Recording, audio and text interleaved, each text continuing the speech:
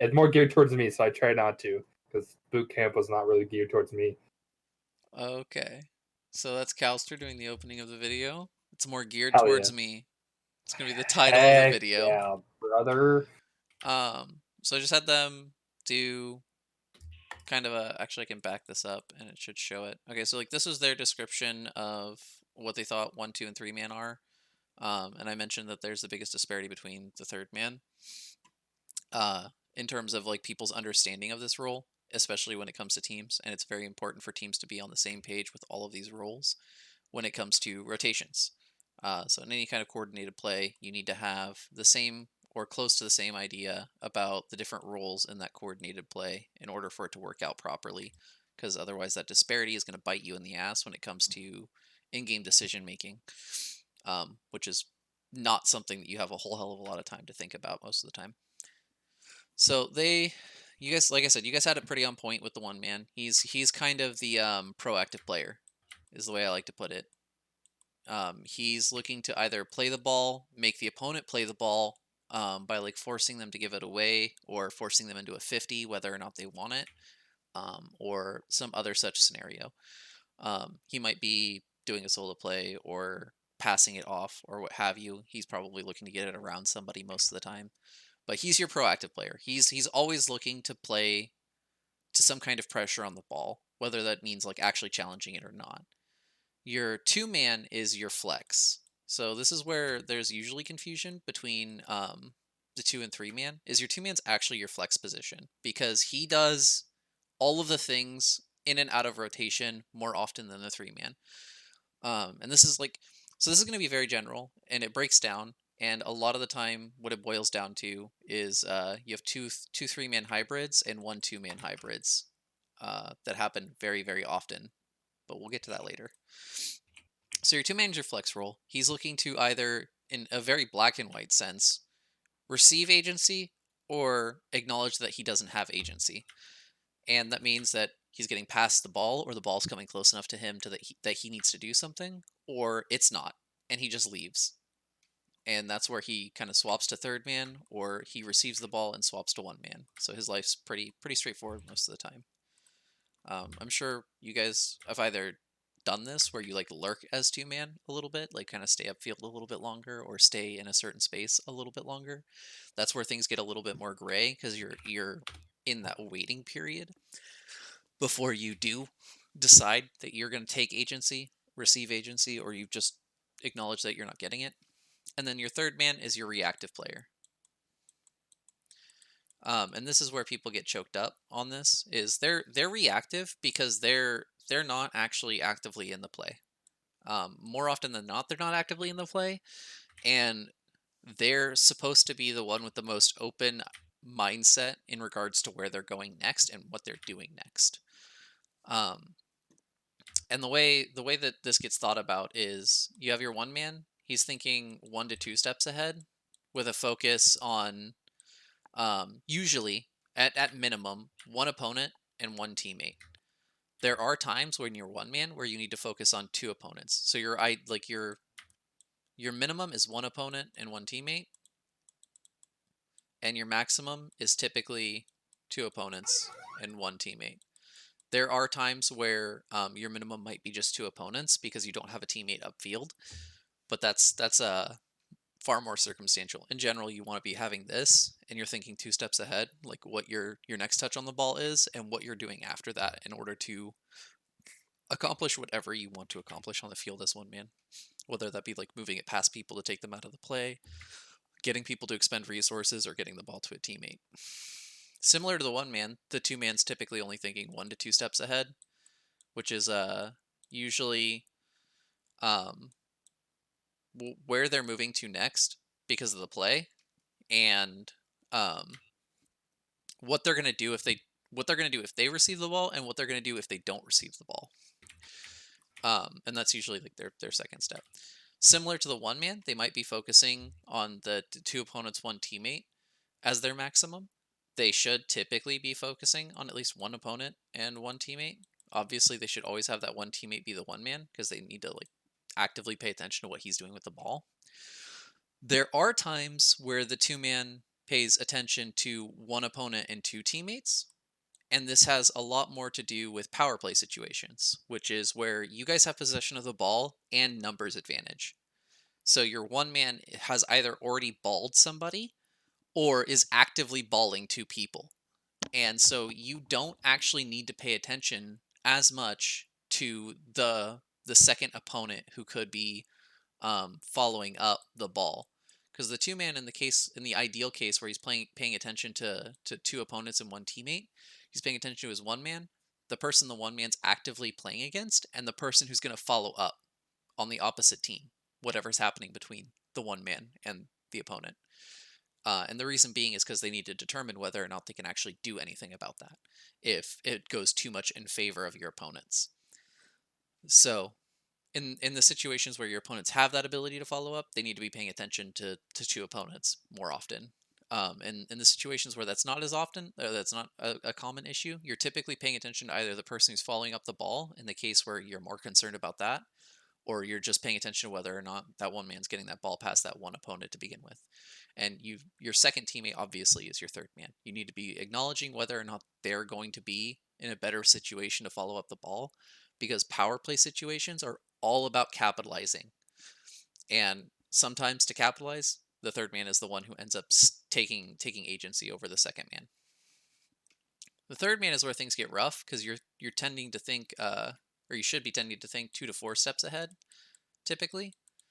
And these can range wildly, because as soon as you get past just 2 steps where things become like whether or not something is going to happen, it becomes far more about like what are all of these situations that could happen in front of me and which are the ones that are the most detrimental to my team. Um, and so the third man, the reason that like people seem to think of him as a flex role, or uh, in the case of you guys thinking of him as like a kind of a last back kind of person, is like he does fulfill that by finding the worst case scenario and mitigating it. But at times, like when the one man transitions, or when the three man transitions to the one man spot, they're not really facilitating that last back roll as much as they're facilitating either stalling or continuing to put up pressure, depending on how that plays out. And that's because, unlike these roles, which tend to quickly switch to another simple role, whether that be like the one man switching to third man or the one man switching to two man in certain kinds of rotations, um, they're mostly just focused on like what's going on with the ball in the play. This is focusing on like what's coming after the play, and because that's so much more complicated, that's why they're thinking more steps ahead. And they're typically focused on two teammates and one opponent, because they're not really worried about what person's following up the one man's play. They're worried about identifying whether or not the two man can follow up the one man's play. There are situations again where they do focus on just the one man and two opponents, but that's more like, is the one man getting 50'd? And that becomes like hit or miss on whether or not they actually need to be focusing on two opponents. But they don't really have like that is their minimum, because they're not actively on the ball and they're not actively looking to follow up the ball, and so they need to be paying more attention to what's going on, and that's a big stressing point for some players. And in a broad sense, this is the way I tend to think about them, and I think it's the best way to describe them, because a three man doesn't actually do a whole lot with the play. He's moving around the field to try and cover certain spaces where scenarios can play out that are significantly more detrimental to the team. Two man is looking to either just switch to one man or switch to three man, and that has to do with how the one man pans things out. The last thing about this that I don't think gets discussed a whole lot is how people determine the speed of play. So the one man kind of dictates how quickly you're moving up the field, or like around the field in that case. The two man usually wants to determine their speed based off of the one man, but not necessarily go the same speed as the one man. So like if you guys are looking to play for a lateral pass, the two man's trying to be lateral. If you're trying to play for a cherry pick, the two man's probably going a lot slower and upfield. If you're playing for like a diagonal pass, the two man might be going faster than the one man. Like it becomes very circumstantial what the speed of the two man is. But where this is different is the two man dictates the speed at which the third man should be moving. Assuming that spacing is correct, the third man should be moving anywhere within like 10% plus or minus the two man speed. So like if the 2-man's going at like half speed, the third man should be going a little bit faster or a little bit slower, but not too far away from how quickly your second man is moving. That has a lot to do with keeping spacing and a lot to do with swapping positions, because the 2 and 3 man, whenever the 2-man does lose agency, they tend to swap positions. And if they swap positions too slowly or too quickly, that's where you can get some other rotational hiccups. Um, where that breaks down is when spacing is fucked up. So like if the third man is too far away, or the second man is too far back and not pushed up enough to actually support whatever the one man is doing, the third man has to either be going significantly slower or significantly faster in order to mitigate that gap, depending on whether or not it's their fault that there is a gap. The most common occurrence of that is that the third man is just too far back, and so there's so much space in front of them that they have to move faster to make up for that, or flip in some cases, and both of those are not necessarily good, but just understanding that you're speeding up so that you can cover space and not push all the way up the field is paramount to this. And again, it all comes back down to like spacing when it comes to these speed adjustments that you make between these positions. But all that said, I don't think anything I was drawing was captured because I'm a dipshit, and I have game capture on. So that's a good start, by the way.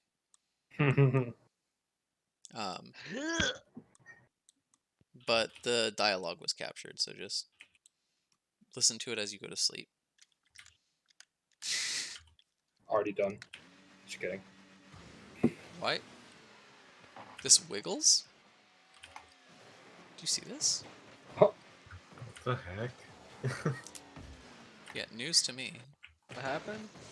Hold on. This wiggles. What the? As of when? That's what I'm wondering. They didn't always.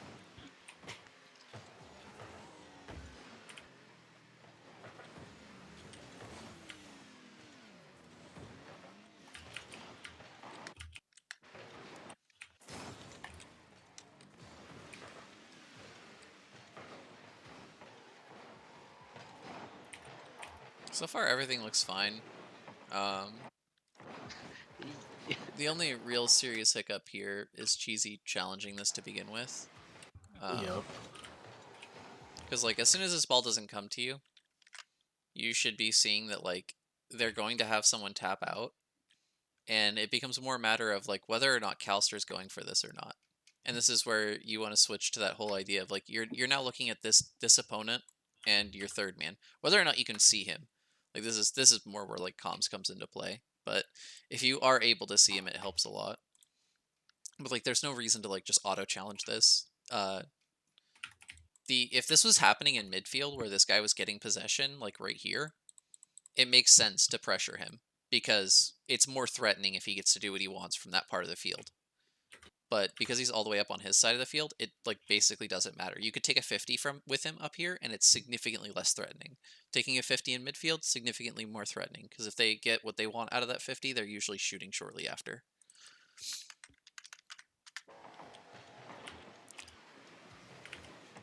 And so, like, that causes two problems. So Dell's rotating wide here, which I'm going to discuss in a second. But, like, you're also rotating ball side instead of being able to move back off this side and then move laterally across the field.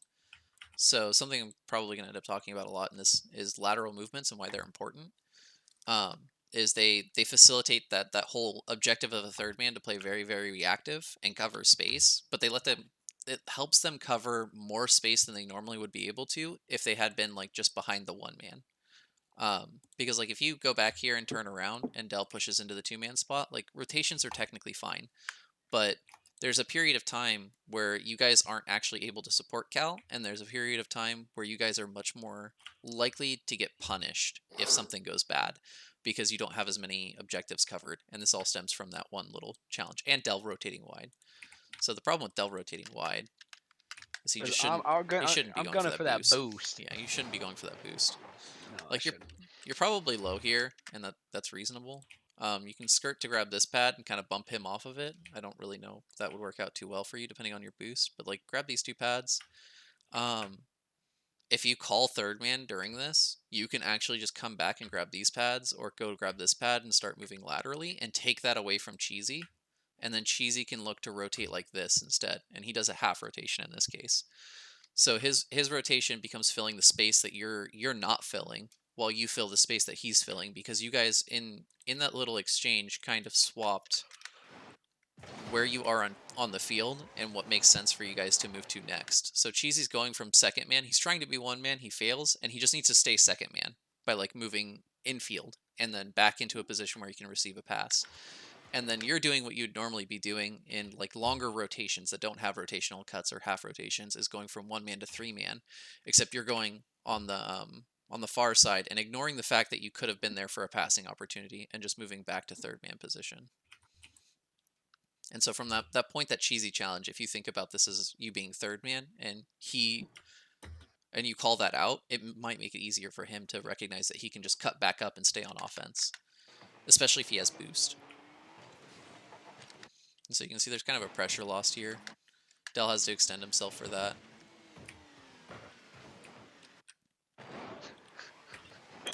Cal's literally just completely alone.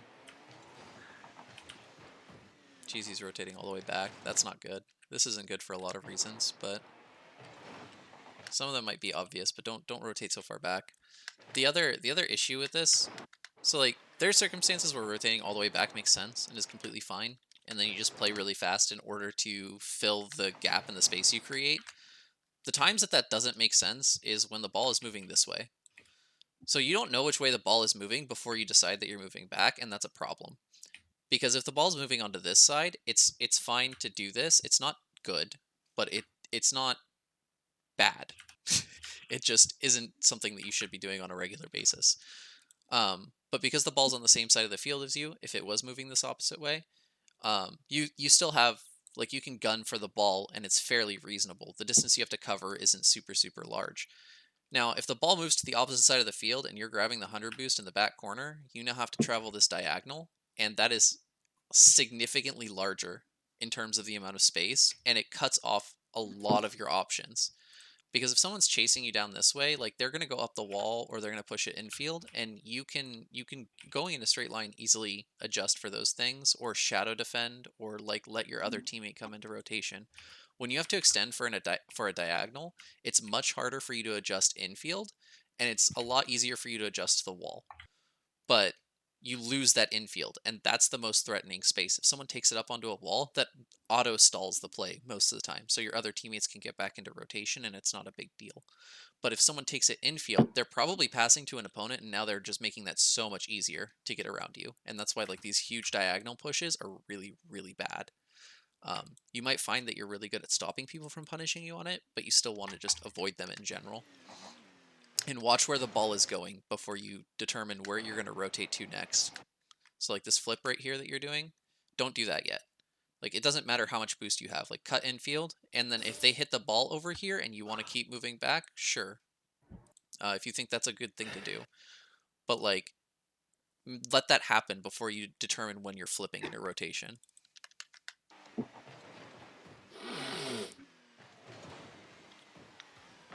Just ignore me here. Yeah, it's a failed passing opportunity.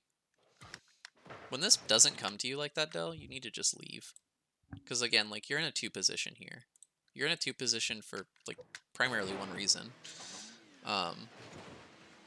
Cal's not. Cal's in a 3 position. So you're kind of in a situation where you're in a 2 position where you're looking to play into the third man spot, but until you get some piece of information to tell you to go play third man, you should still look for a pass. And that's fine, but as soon as you don't receive that pass or this starts going away from you, you just leave. This is not a ball to chase for. And you can leave the same side. You can, if Cal is on this side, then you can leave diagonally, and that's also fine. But you want to get to the opposite side of the field of Cal, and then look to move laterally in the direction of the play. So like, if you go this side and the ball somehow ends up over here, you want to like cut around. If you're not going to immediately be cutting up for the ball. If the ball ends up over here, it's really easy to do lateral movements because you just do them. And then during your lateral movement, you can make the determination of whether or not you're going to play the ball or back off or do whatever you do as third man. And if you guys find after this that you're struggling to figure out what to do while you're moving laterally across the field, it's fundamentally the same decision making as the third man, as like what you'd normally be doing as third man. It's just that you're perpendicular to the play, and that makes it easier for you to determine whether or not you're going to leave or actually challenge the play because you don't have to turn all the way around, and you can play up closer to the midfield line a little bit more safely because they can't boom the ball past you without you being able to turn on it pretty readily.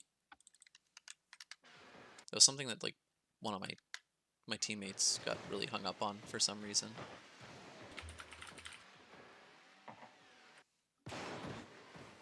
Cal, when you push up this hard and you see that Dell's not cutting out, I know this is kind of nitpicky. Turn infield.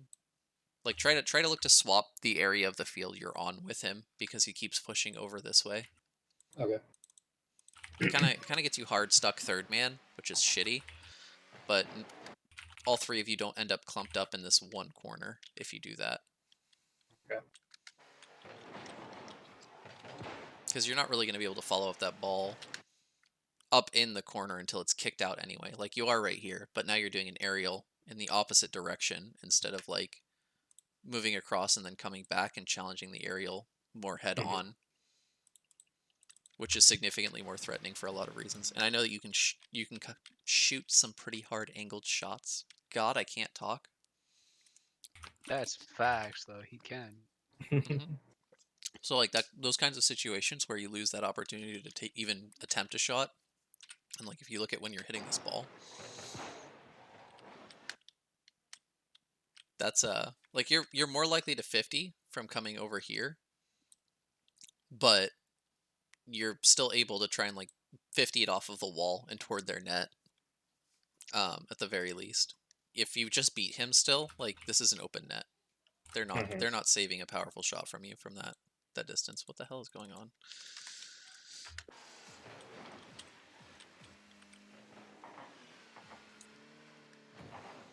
So we have another wide rotation from. So this is more nitpicky shit. So Dell's rotating near the wall, which is already bad, but he's going back for this back boost. When you see your teammate doing that, because he can't see you, but you can see him, this is acknowledgement that you're not playing third man. He's playing third man. You're second man. And you're second man in a weird way in that if you decide to grab this boost, if you're not just going to cut in midfield already, you need to be moving laterally. Unless the ball starts moving further back, and then you just move further back with the ball, but you keep more of a diagonal pace. The reason being, you want to cover this space, because Delephant, you want to cover at least some of this space. It doesn't matter which chunk you end up covering. Probably more like this, but I'll digress. But Delephant's not covering this at all when he rotates back to this corner boost. That's another problem with rotating back to them in general, is that you're not able to cover any of the infield because you're too close to the walls. Whenever you're coming out of rotation or moving back on rotation, you want to get closer to infield as often as possible, because this is the most dangerous space in the game, is in front of your net in this giant box, because they can take really powerful shots from this area, and they can pass, very easily pass to each other in this area. If you don't have anyone in here, you're fucked. So when you see that your teammate is rotating back to the corner, or even if they decide that they're rotating to net, you still want to be cutting infield, because as you move through here, you can cover backboard by just jumping up at it and pinching it off of backboard or kicking it to a corner, and you can cut off passing angles by either challenging the ball if someone tries to play it slow and pass, or just cutting it off by jockeying somebody. The last thing is if you end up not doing anything with your position from this movement, you either quickly transition to an outlet because you can, and your third man can kick it to you as your other person gets back in rotation, or you can look to just rotate to back post from there. It ends up making you cut across your own net again, but that's not really a problem. And so this whole movement closer to infield as a two-man off of rotation allows you to play a lot stronger defense, because you're able to cover a lot more space that your other teammate can't. And it gives you guys more options in coverage from what you do next, which is why, again, like the two-man's a flex position, because they end up covering space and then they just do things based on what they can do next to either gain agency because they're not receiving agency immediately, or they're just filling gaps in other people's rotations. Like your third man's rotation here is far too defensive.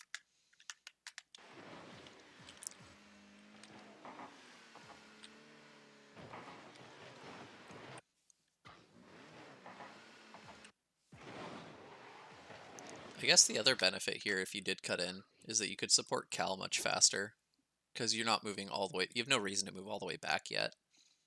Dell's already back there. And so had you been pushing across this way, Dell doesn't look to push up super hard. He looks to play third man like he should be. And then you follow this up significantly faster by either kicking it to the corner around somebody, dribbling it infield, cutting it into backboard, or just shooting. Whereas, like, they have a lot of time to set up before Dell even touches that ball, and Dell just kind of gives away possession, which we're not going to talk about right now. I could have put it top left. I just missed. I mean, like, you shouldn't be shooting this. Why?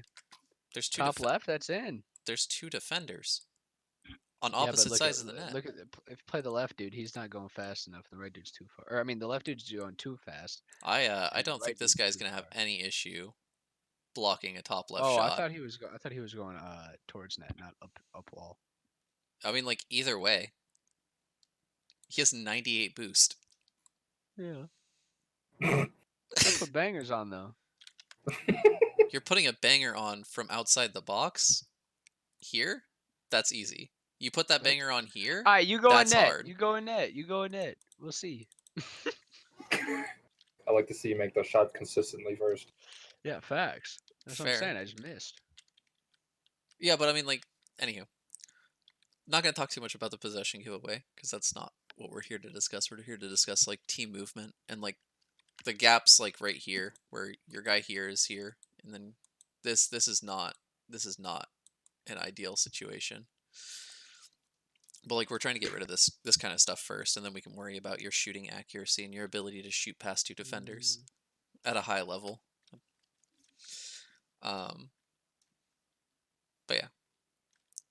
The other thing about this is like anytime you're coming up on the ball, like in Dell's position, regardless of the defenders, like you want to make sure that you have someone who can follow up if you do end up just shooting this onto net and they do defend it, because that is the worst case scenario here, and he currently doesn't have that. He's the only person who can follow that up, and that's not good, because Cheesy would have to just hard dive for the ball if he was going to try and look to follow it up, which makes it really, really easy to move it past him.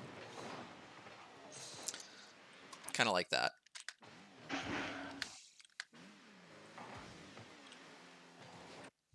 So right here, off of rotation, Cal's already back. So Dell, you should be looking for him. And I can see like how you might think you need to move this way, but you actually need to like come in and move closer to in the box, because that's more where the threat is from this whole play. So Cal can't really cover this part of the field. He can cover this part and inside the box, which is why you need to move closer to the edge of this box and like stay closer to this side of the field. Because if they keep the ball over here, you're the one who's pressuring it next. Cheesy, if he fails to get a 50 or a touch on this, you're the one pressuring it next. And that's what needs to be happening on this. Because you guys are basically playing defense from midfield from this point forward. Cheesy gets his touch, but like he doesn't get his touch to any of you because he's kind of just dispossessing somebody. One of you needs to be following that up anyway. The shots aren't threatening from that part of the field because they're just like midfield shots, generally speaking, are not threatening. But you don't want to give them free possession too often, which is what they had right there, and they can punish you with that. Cal?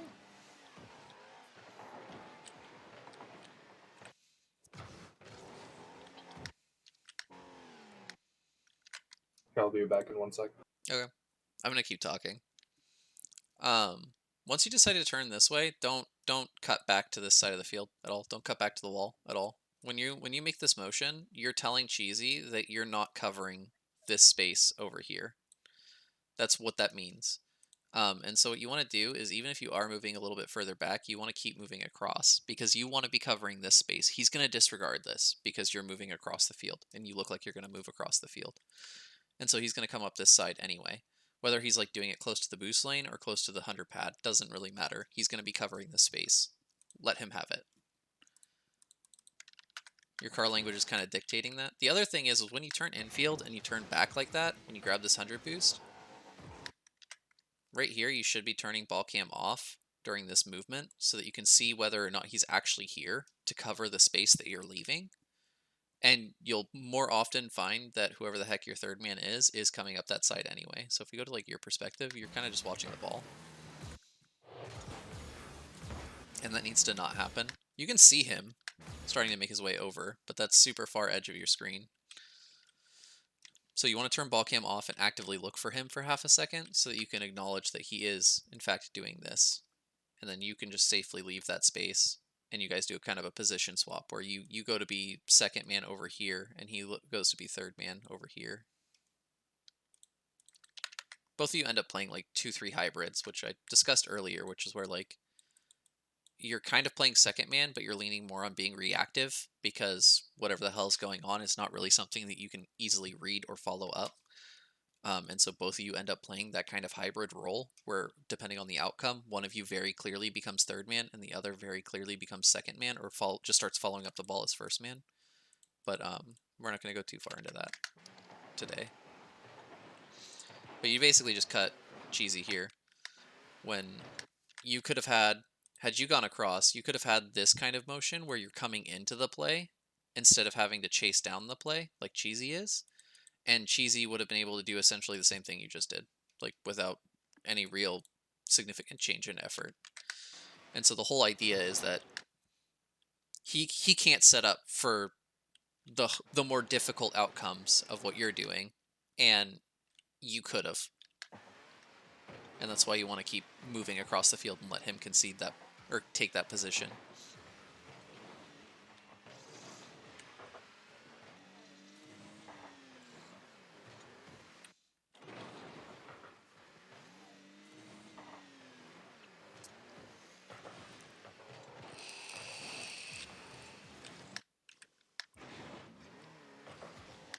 This is kind of the opposite of what I was talking about. You're kind of moving across field too short.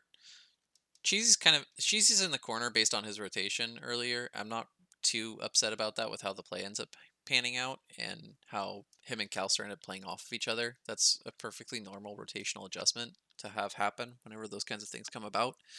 But like when you move the infield like this, you want to do it a little bit further back because you want to be able to fill that covering the net part of things or preventing a closer shot. When you're so far away and moving across, you have a lot longer of a distance to move back in the case that they do end up shooting off of either of these guys' touches.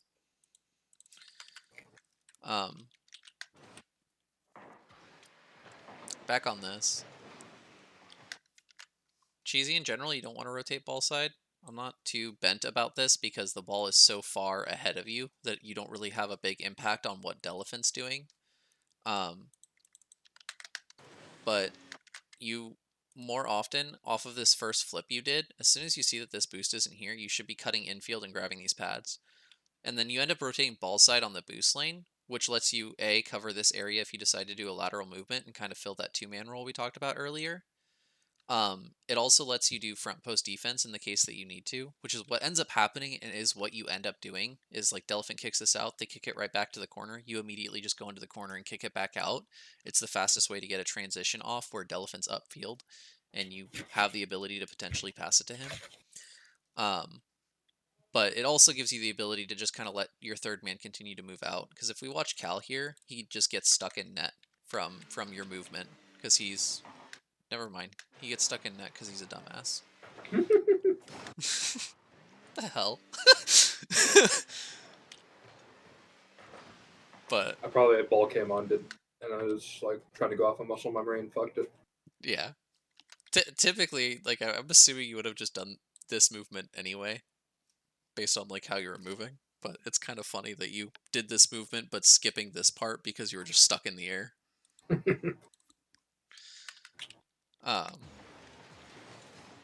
And then the last thing is when this ball gets kicked out. Oh no, never mind. That happened way closer to the net than I thought it was going to.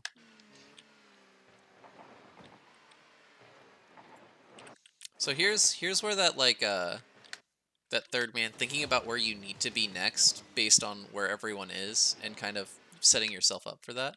So right here you're moving at a diagonal cheesy, and that's fine up until about this point. Then you want to cut back across to where like the play, because the play ends up staying in this general area with everyone's rotations on the defensive side going this way, because you're playing off of your opponents more than you are your teammates when you're third man. And so when we watch this pan out, they have two people rotating on the left side. You're rotating on the right side. You're coming across. The play, if that guy touches the ball, would have been kicked back over to this side.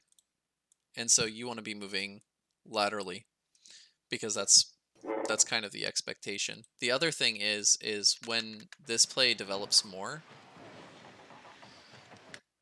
you shouldn't be stuck here. Del or Cal should be cutting into this ball and playing it some more, and you should be on the opposite side rotating back. If they do get possession off of this, because this guy just kind of misses, like if they had 50'd this, or this guy touches it out and they get possession, they don't have anyone in the wing. And so your whole goal when you're moving laterally and then coming back up and then moving back down is to facilitate that two-man roll for half a second, recognizing that your team like doesn't have agency, and you can cut across. If you end up being the person that cuts across to cut into this ball, fine, whatever. One of them should have been doing it, but like that's also a viable option in the case that neither of them do, which they both don't, so that might have been a thing to do. But instead of doing a circle here, you actually come at the play with momentum. And that's a big difference because it gives you more agency over like how to play this. And you don't have to worry about him doing double touches or anything stupid like that. You can just kind of approach the ball and be comfortable waiting to see how it plays out and then adjusting into it. The last thing is, if you are cutting over this way, We're looking fire right there. Yeah, this is horrible. You never want this to happen. And that's kind of what I was getting at, is if you're cutting over, you have the ability to just ignore this space entirely because your teammates' positions are so fucked and clustered that you can just look to play away from them and tell them to cut in on it. Like, they don't have to touch the ball. One of them literally just has to, like, pressure the person and convince that person to give up the ball. And if they don't give up the ball, they just have to try and 50 it. And it's totally fine. And you don't have this clusterfuck thing going on in the corner where everyone gets bunched up, and if they get it past one of you, they get it past all three of you kind of thing.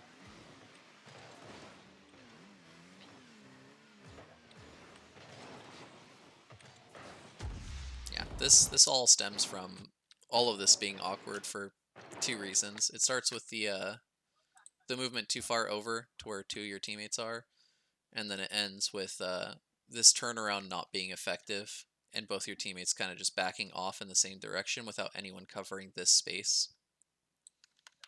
So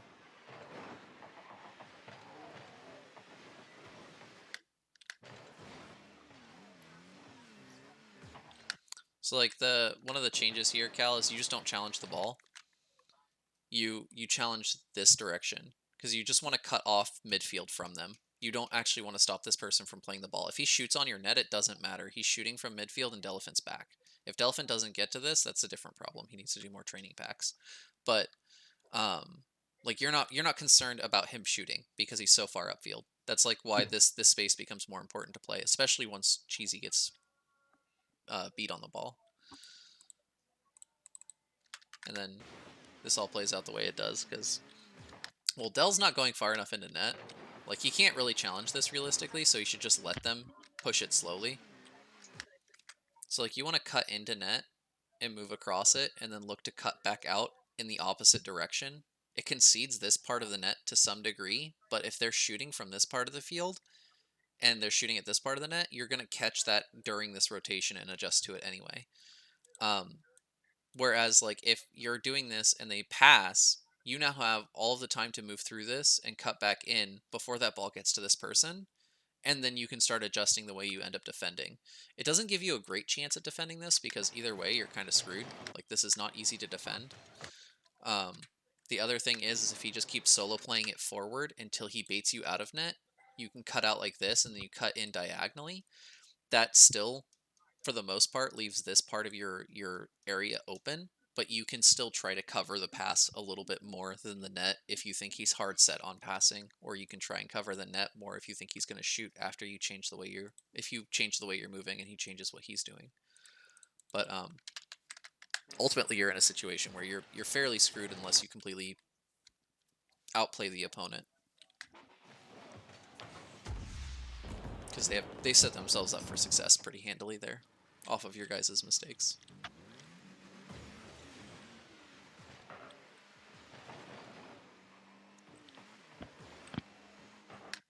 So that's a good rotation from Dell. Kind of conceding, moving in front of the net, and then moving back in and then out. Cal's pushing up too fast, so... I think during this I didn't know that Cheesy was upfield. Okay. I was more like looking at Dell instead of looking upfield where they were. Because Yeah. I think my interpretation is I was supposed to be 2 men here. Which makes sense, to some degree. But like even as 2 men, remember that whole thing about 1 opponent, two teammates? Yeah. And sometimes 2 teammates? This is that situation where you need to find your second teammate and like understand where they actually are. Because you're not really concerned about the opponents right now. They might follow up the ball, but like that's a secondary concern to whether or not you're actually going to be able to follow up the ball, compared to someone else on your team. And that's what I'm was about to get at, because Dell's not being challenged. Like, if he gets this ball in field, it's very, very clearly yours, regardless of where Cheesy is. But if he pushes that ball upfield, it's not so clear anymore, like whether or not you should push that. And that's kind of what's going to end up happening here with the way Dell touches the ball. And then it's a situation where you want him to back pass, and you want to be able to capitalize on that and just like do a quick shot, which makes sense. But like, you want to be careful about how quickly you push up in order to accomplish that, because if you push up too quickly here, even if he does do a good back pass, that's just going behind you. Mm-hmm. And you want to be able to cut into that appropriately. If he cuts it outfield decently, like there's a chance that Bravo just blocks it or someone else just cuts into the ball, and that becomes a different problem with you being too far up. But like, that's still more okay. The other end of this is just that Cheesy needs to look to pass this, because there's defenders. Like, he's being actively jockeyed right here, and from this point forward, he should no longer be looking to shoot, because he can't really it's really hard to consistently get the ball past someone who is jockeying you, even if you starve them. Like, that clear from him would have been more shit if he even got to the ball. Maybe he was just super starved, but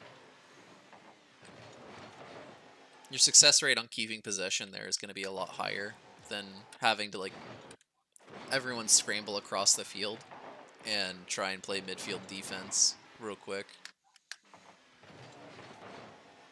And Del getting just ass blasted by Cal. What the hell? Hey, he's kicked over. No, you didn't even get touched by him. You just I think I jumped. jumped. Was the guy coming for me? Or what? I don't know. Like, Was I trying to dodge a demo? Or... No, not even. you literally just do I had a the nice force. cute little hop. Yeah, it was clean though. Look at that. So this is an awkward one.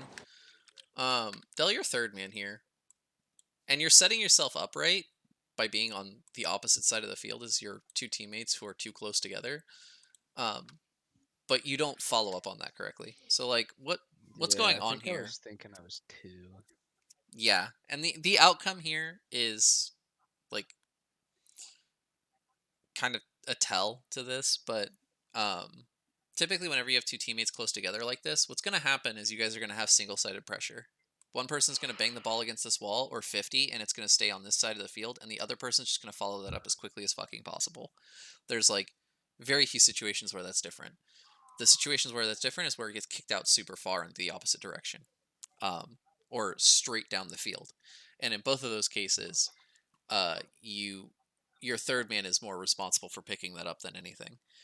So the situations that you're most concerned about are these, because they're the situations with where your 2-mana just isn't able to follow it up, is somewhere in this range. And so, like I said, you're setting yourself up right. You're like already in between those two vectors. And so what you want to do is get to this boost pad, or even just to the midfield line, and just cut across infield laterally. Because let's say you guys successfully do single-sided pressure. So Cheesy kicks this ball, then Calster kicks the ball, and that ball just bounces off a backboard and straight into midfield. You're now ready to follow that up very quickly, as long as you're able to beat the person to the ball, whoever the opponent is that's left over after all of this. Because you set yourself up with this lateral rotation to do that. On the bad end of things, like they get dispossessed, the ball gets kicked all the way downfield, or they take a bad 50 and that ball just shoots out diagonally. If it shoots out diagonally, you're not too concerned about anyone shooting immediately. You just go chase down the ball. Like you're not really too worried about getting there super fast. You're worried about getting control and starting to bring it back upfield with your teammates having time to set themselves up and so on.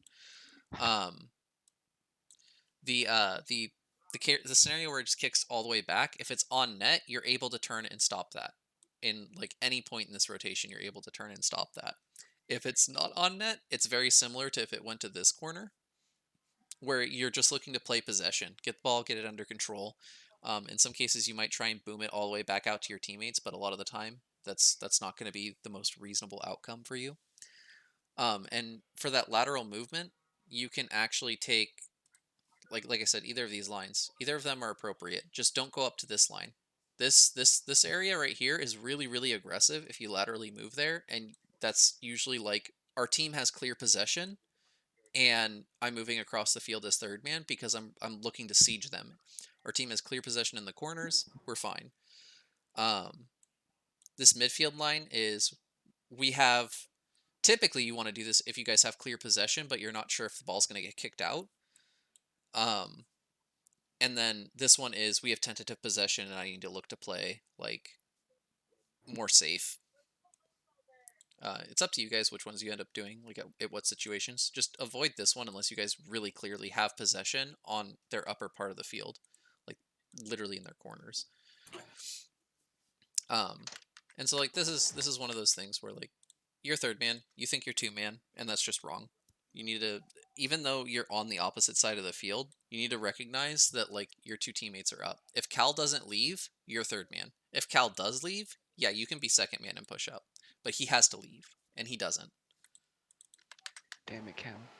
Like even if he's behind this one man right here, he's still playing that 2-man follow up flex position, because if he can follow up the ball, he's going to. If he can't, he's leaving, and then at that point, things become much less clear. And you can see your position super fucking compromised from all of that. Whereas, like, had you moved slowly up onto this side, and even if just coming midfield and moving diagonally, at this point, you're still moving diagonally. At this point, you're just charging that ball. Because you've already set yourself up, you know that you can beat this guy, and this guy's not going to get beat by you.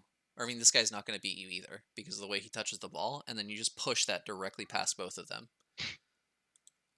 And if this guy had hit it harder and downfield or on net, you're now set up to take care of both of those situations, because your position is just stronger than whatever the hell they're trying to do. You do a good job of stalling, but like you guys don't gain possession off of it, and that's kind of the difference between what you could have done and what you didn't do. This is some sketch defense. How the fuck did you get that touch? That's what I'm saying, dude. I was 100% he was not hitting that. Yeah. Look, that's why I just went flying. Free jump, baby. This isn't really a rotational thing, but Cheesy, don't hit this ball. Let that ball bounce into the corner and just chase it. Like, go for a 50 or something. Don't hit this ball. If this rolls up the wall, that's great for you guys. You clearly get possession off of that. If it bounces off the wall, you just look to 50 somebody. And if you beat them to the ball, then you guys get a good clear downfield. This touch just makes this whole situation extremely threatening. Because if any of them 50 you or beat you to that ball after you get that touch because they read that you're doing it, these guys don't seem to be completely aware that you're going to do that. But in higher level lobbies, they'll see this doink and they'll go for that ball so fucking fast, it's not even funny. You can see that that Zura guy is not high level lobby potential from like how slowly he turns and jumps. Zebra. Zebra? That's a B? Whatever. It's my guy. Well, like, Cal probably knows what I'm talking about. Those people who just, like, they see you touch the ball and they're instantly just aerialing for it. Can you attest to that kind of Yes. shit at those, like, crazy high lobbies? Yeah. Yes. And that's where that becomes very, very sketch, because your entire team is just in compromised positions for that kind of situation.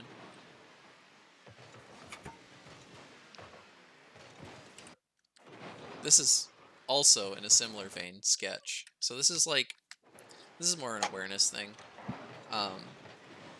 Cal can follow this up, but he's not really set up to, because he's going closer to back post than he is front post. And so you don't want to hit it straight off this wall. It's just because it fucks up Cal's position more than anything. You have two real options. If you're conscientious of these people being behind you, you drag that ball across, because you know that there's two behind you. You're not concerned about their one. If that one guy was in this corner, it doesn't matter. You're getting the ball away from two of them for the chance of getting the ball past one of them. Whereas, like, if you hit this ball onto this wall, you're putting the ball against two of them, and now Cal has to take a chance at trying to get that ball past two of them. And that's significantly harder all of the time.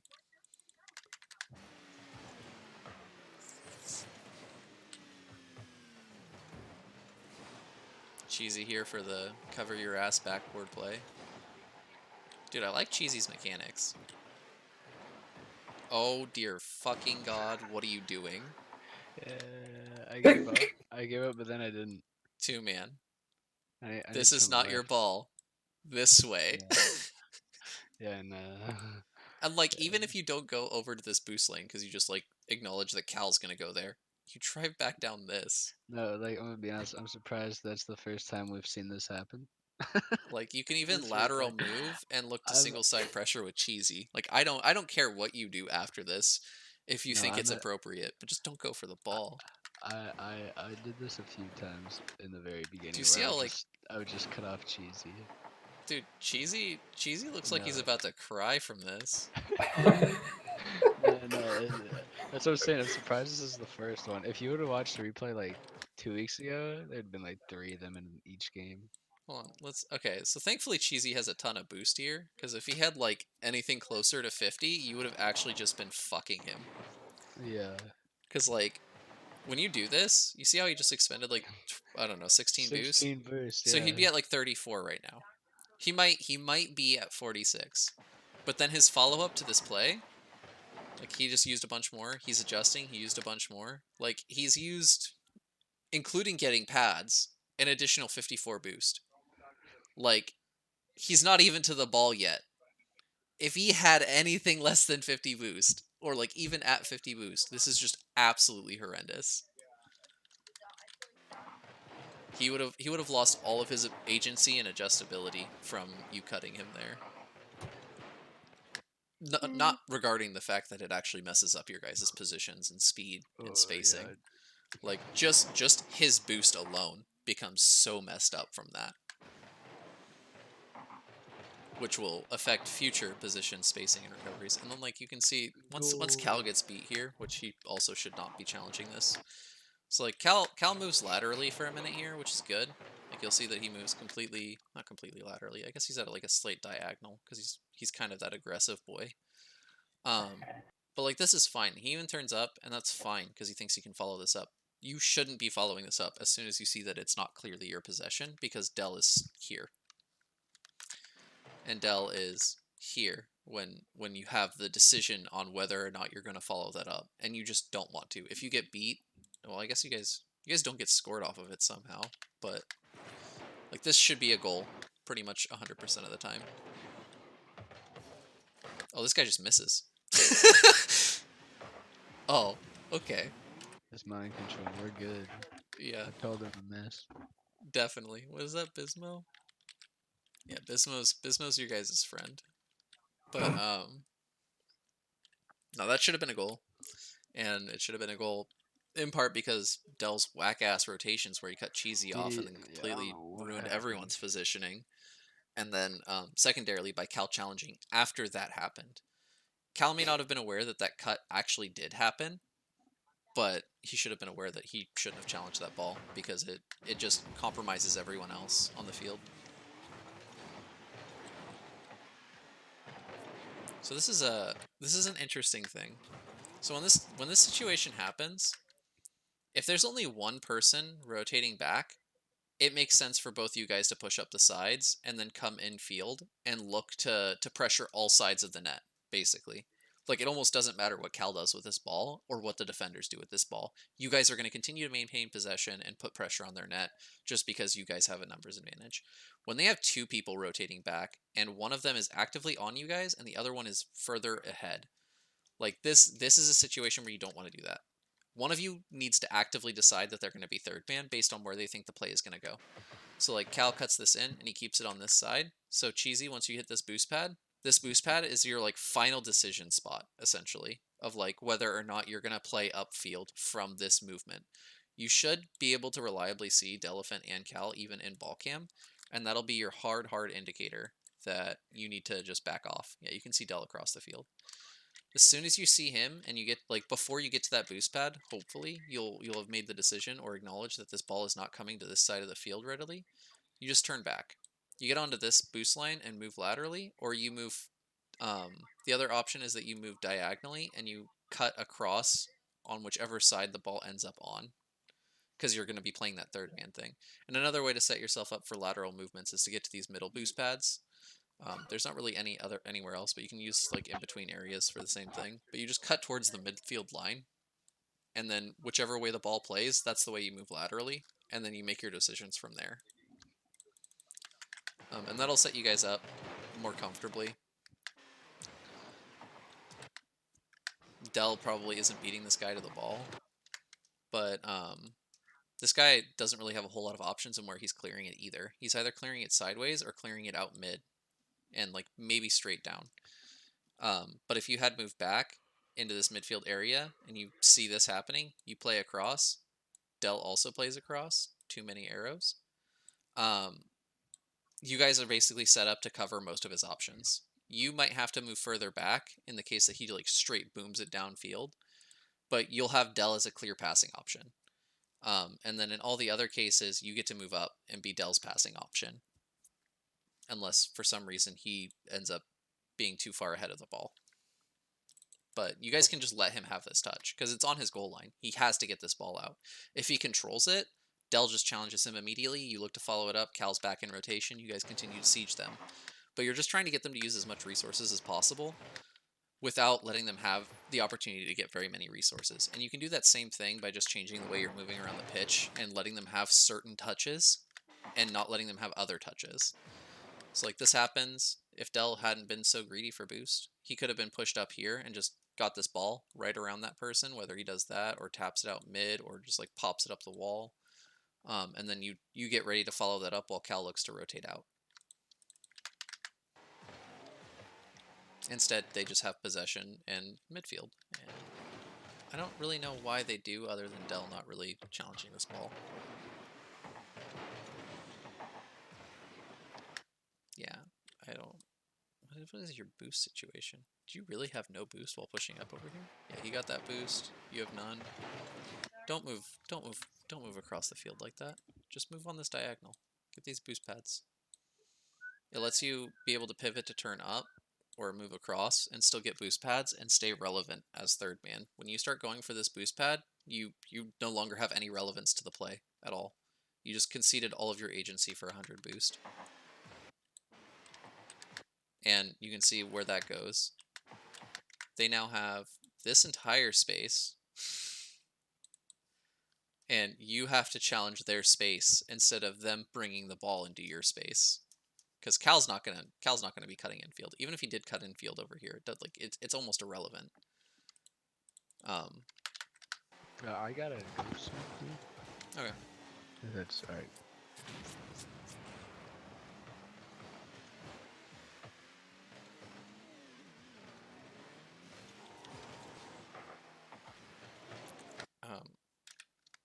Were you boost sitting, Cheesy?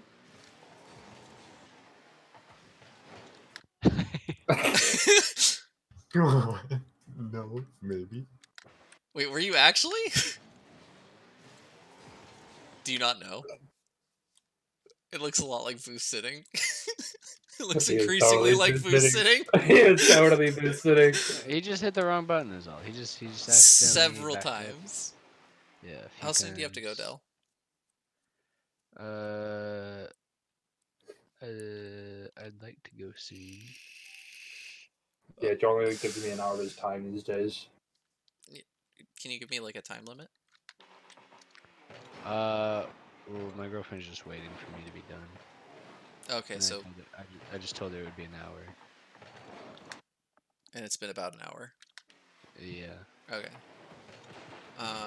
Well, because I do this to Sadie too often, where I say that a coaching session is going to be an hour and then it's 2. I'm going to not do that to Delephant's girlfriend.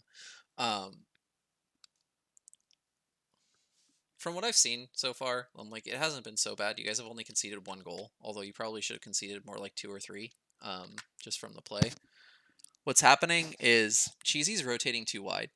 So like he moves really far back a lot of the time, or he just stays too close to the walls. What you want to do as often as possible is come closer to this boost lane. And if you can get really, really good at pathing, you'll find that you just don't need 100 pads as often. And this has been an issue with Cal in the past. It like used to be horrendous, and then he made it not so bad, but still something he needed to work on because he was playing in higher level lobbies, and they didn't give a shit if you were okay at it. You needed to be good at it, or you were getting scored on. And so he got better. So what we want you to do is just start to move infield a little bit more and get on these boost lanes. Your decision making from your positions is more often fine than not, so it's not like a huge issue. There are like I said, that like one case where you're on this boost pad and you probably should have been cutting back. There are like a few little adjustments you can make to think more about like when you should be 3rd man instead of 2 man, and like conceding some things in order to accomplish other things. Usually conceding the ball on this part of the field is not a huge deal. Conceding the ball back here is a huge deal. Conceding the ball up here is just bad. Don't do that. And so like that's something that you guys can keep in mind in order to play off of your opponents a little bit more. But primarily just get on those boost lanes. Delephant, stop greeting for 100 pads or I'm going to kill you. It's like it's been a problem for so long that I'm actually just kind of annoyed because it's like this movement over here was really bad. And like I know you know how to path. Like you've been good at it before. I've seen you play extremely well. Just like ignore 100 pads for the love of God. Yeah, dude, that just comes from playing with Blake. I gotta stop. Stop playing with Blake. You play with like champ twos, and it's like they're so slow. You can go all the way back and still beat them to the ball. Yeah. Yeah, no, I know those feels. So it's like I need to stop getting rewarded for going all the way back. Yeah. Another thing you can do is just like keep in mind when you're not playing, like if you're playing with champ twos, like mentally acknowledge that you're playing with champ twos and that you can be an idiot and like go for 100 pads all you want because they're not going to punish you. Yeah. And play a bit more brain dead basically because that's typically how it feels in the lobbies when you're playing down, is just very, very mindless. Yeah. But like when you go to play into other lobbies, don't acknowledge what the rank of the opponent is. Just play smart. Like acknowledge that you need to Yeah. play how you should be playing and not how you have been playing. Even if it takes you an entire game to adjust. Like I have no idea what game this is. Cal just sent me 2 replays. This is game 2, I think. Okay. Like if you I take think we game won 1, last 1-1. game 1 in like a scrim or like some games before the tournament, like if you mess up in those games and lose, like it's whatever. Just acknowledge them as adjustment games to get back into the mindset that you should be playing at a higher level and be playing to your better self. And get these damn boost pads. They're your friends, I swear. And then Cal has, well, like you and Cal, this is not the most uncommon thing in the world, and it probably in part stems from playing with Isaac so much when you two actually do play together. you guys need to acknowledge when you're third man a little bit more often, and not when you're second man.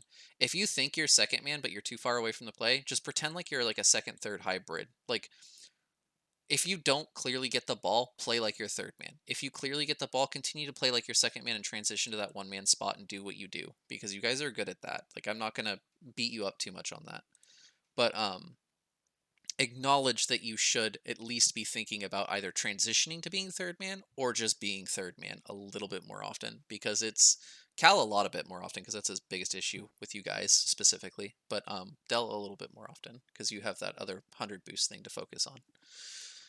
And then yeah, just Cal focus on getting that third man positioning down, and you also move too close to the walls on occasion.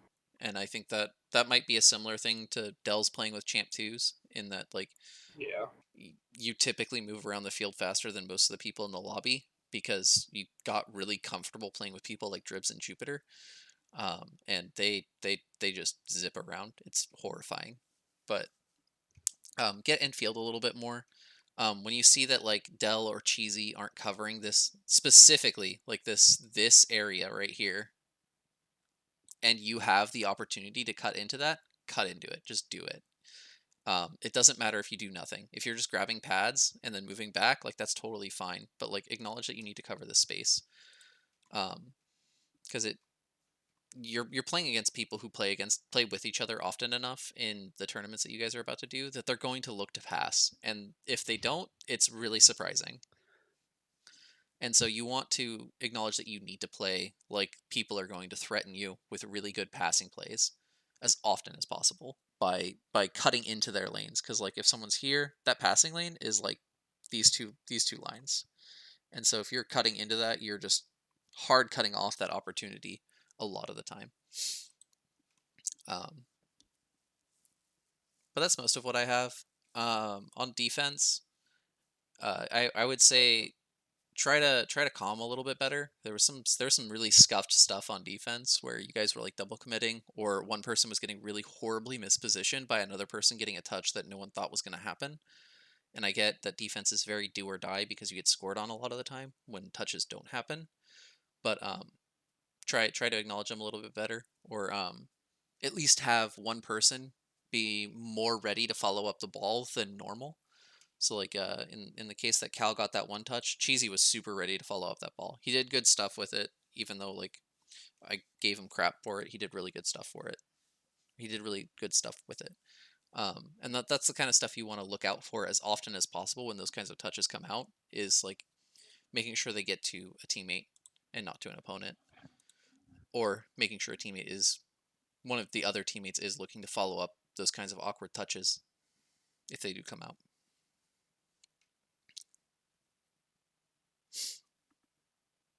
So that's the majority of it. Sadly, we didn't get through the whole replay, but I talk a lot when I talk about rotations. I'm kind of a prat. I mean, if you guys keep going, I can watch it later, but otherwise. I think that's good for now. Yeah, I don't think coaching people for more than an hour on rotations is really beneficial to anybody. All right. It's more like a nice elongated headache. Thank you very much for your time. Yeah. Yes, thank you. Thank you for that. Not a problem. Cheesy, in particular, do you have any questions? Because I know this is your like first coaching session with Spoopy. No, I agree with the fact that I like my 100 boost. I need to go for stats more. Yeah. Boost management is my problem. I honestly wouldn't even go as far as to say as like boost management is your problem, as much as it's like how you prioritize what you're going to do in order to get boost. Yeah. Because it seems like when you have boost, you don't just expend it mindlessly. A lot of the time when you talk to people about boost management, it's because they're just like boosting around the field, like completely brain dead. And it's like, dude, you just spent 40 boosts doing literally nothing. Like you weren't even covering spaces. You cover spaces when you do that kind of stuff, which is good. But once you're out of boost, you just hard commit to getting 100 pad. That's not good. Yeah. And like even when you do have boosts, like I acknowledge you're pathing. That time that you had 100 boost, you grabbed like 3 or 4 pads. I don't remember if it was like these 3 or more, but like you were actively grabbing pads while boosting. And again, that's like another area where boost management, when you're having that conversation, people are just bad at doing that. They'll use all of their boost moving around the pads. And you don't do that. Which is great. But yeah, that's, if you have any more questions, like feel free to DM me or hit me up. If you guys end up watching the video and have follow-up questions, feel free to like comment them or DM me, whichever. I'll see them eventually. Alrighty. Thank you. Yeah, have fun with your girlfriend. Thank you. Peace Let's out. see this fucking dirty ass grin going Oh, on his face right now. Dude, no, he's okay. just full blushing. Ear to ear red. I like to imagine Delephant with just like giant ass elephant ears sometimes. And then you know how like Dumbo gets drunk and starts getting all goofy? That's Always. those are the facial expressions I imagine on Delephant. Especially when he sounds like he's extra high.